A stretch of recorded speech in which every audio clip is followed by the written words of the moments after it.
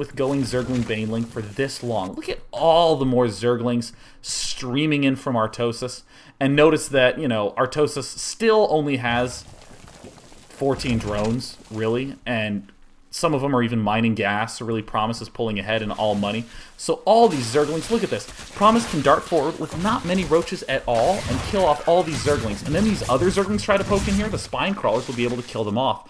Zergling Baneling is one way to open, but you need to be very careful because your economy can fall behind quickly. So what Artosis is going to do is, because he's got all this space that he's created for himself, he's really pushed his opponent back. Promise has to be in defensive mode. Can't really attack with these roaches because 4 roaches gonna get surrounded easily. Someone could say, why not make more roaches as Promise? Because then Artosis, then Promise would have no economy, so he would pretty much be all in at that point. So really, at this point, Promise has to play defensively. So what does Artosis do? He rages out on a Mengst statue and proceeds to expand. Excellent, excellent way to play. You know, just getting a little bit of space and making use of it. So Artosis taking more, taking many more drones. Gonna happily build up. He's gonna devote a lot to Spine Crawlers. Now, if any of you have gotten the chance to watch Artosis' stream, you will see just a general pattern that he does, which is whenever he is going up for a layer, whenever he's heading for his spire, he will make a ton of Spine Crawlers. He literally will make only drones and just Spine Crawler his little heart out till he is defended from roaches, by ground, and he might make a Baneling or 2 here at the ramp, just in case there's a ton of Zerglings. Again, not a lot of Banelings. And he'll go Mutalisk, right? This is just his standard thing. I will make drones, I will make Spine Crawlers, I will make Mutas. And to be honest, in many players' estimation, including Artosis, given the recent patch that, you know, made roaches have 1 armor instead of 2, made them cost 2 food, 2 food instead of 1. Most players said that roaches are kind of this obsolete unit. Now it's just Ling Baneling into Mutalisk. But as we saw Zelnik do, this Ling Baneling into Mutalisk has a lot of difficulty against roaches and queens. Lot of difficulty against that. That queen is just such a meaty anti-air unit. I mean, it does 9 damage and it has 7 range. That's huge. It basically means that they are unmicro-againstable for the Mutalisks because the Mutas only have range 3. But either way, good response by Promise. He's building himself up here. Artosis trying to poke in here. Again, Artosis loves doing this, just suiciding Overlords to get a good sense of what's going on. Just continuing to make drones, continuing to macro, really. Has a huge wall of Spine Crawlers. I'd prefer if this Spine Crawler was actually tucked back a little bit. Actually, if these Spine Crawlers just started back a little bit more, I'd be a little bit happier. Oh, thanks, Artosis. I appreciate it. Awesome. Good thing he heard me through time and space and readjusted that. So Artosis just getting tons and tons and tons and tons of larvae. Now, I want you just to be aware of something. Look at this mineral count by Artosis. 43 minerals, 571 gas. You see how these 2 geysers are the only 2 geysers Artosis has? It's not like he rushed for 4 gas. All we're seeing right now is basically, if you go Ling Baneling early on and don't make a lot of drones throughout that, you suffer later. Pretty severely. Look, Artosis already has his layer up. He wants to be getting a spire, but he can't really. And here comes Promise with a stroke of brilliance.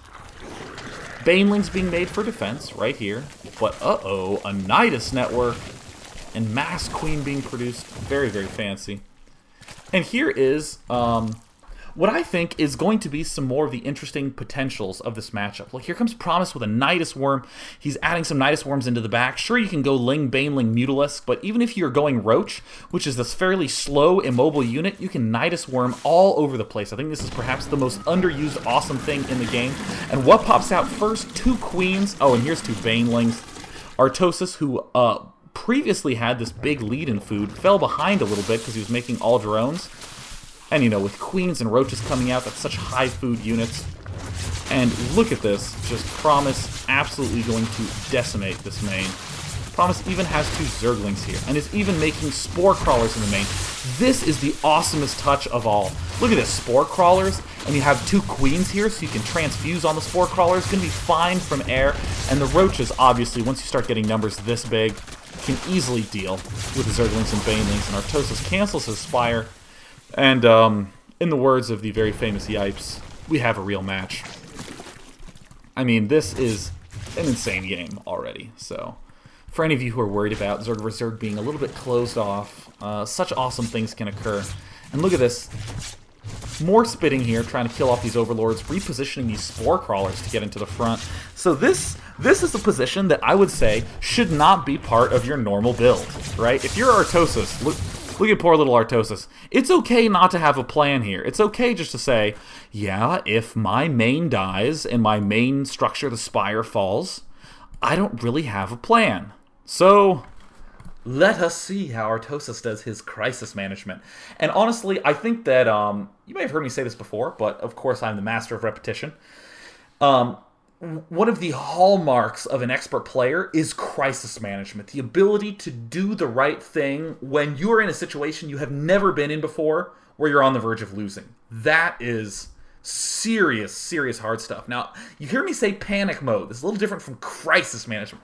Panic is something like, oh my god, he's moving out with guys right now and I wasn't expecting it. And you just build some spine crawlers, some extra ones. And okay, cool, nice little panic response, cool, but you're back on track. This is a crisis. This is everything going as wrong as possible. Because, just to recap, ordinarily you have a main 10 minutes into the game, and Artosis does not. So this is a little bit unusual. So Artosis does a lot of really smart things. He's rebuilding his spawning pool and his roach warren right away. Spawning pool still up, but wants to be able to get a tech structure, the roach warren, up long in advance, because Zerglings aren't really going to be too useful. Tons of spine crawlers lining the base. I like that.